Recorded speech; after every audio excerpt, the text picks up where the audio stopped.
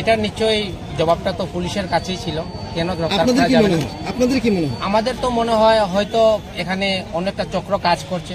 কি ধরনের চক্র হতে পারে? যেটা আমাদের একজন সাধারণ জনগণ হিসাবে অনুমান করছি, হয়তো পুলিশ প্রশাসনের সঙ্গে তাদের একটু কথাবার্তা হয়েছে, বা হয়তো তাদের জানে শুনে ও কোথায় আছে ও না জেনেও, মানে জেনে জেনেও ওদের গ্রেপ্তার করছে না। আমাদের এটাই অনুমান, হয়তো পুলিশ প্রশাসন জেনে জেনে ওনাকে গ্রেপ্তার করছে না, এরকম আমাদের একটা অনুমান। তবে আমরা আইনের পথে থাকতে চাই। আমরা ভারতের তৈরি সংবিধানের যে আইন, সেই আইনে আমরা চলতে চাই। আমরা পুলিশ প্রশাসনকে আবারও আমরা জোর দিয়ে বলছি ওনাকে অতি সত্বর গ্রেপ্তার করার জন্য। প্রাসঙ্গিকভাবে একটা প্রশ্ন চলে আসছে, আপনারা দেখেছেন কিছুদিন আগে ধর্মনগরে প্রসেনজিৎ সরকার নামে একজন ডেলি।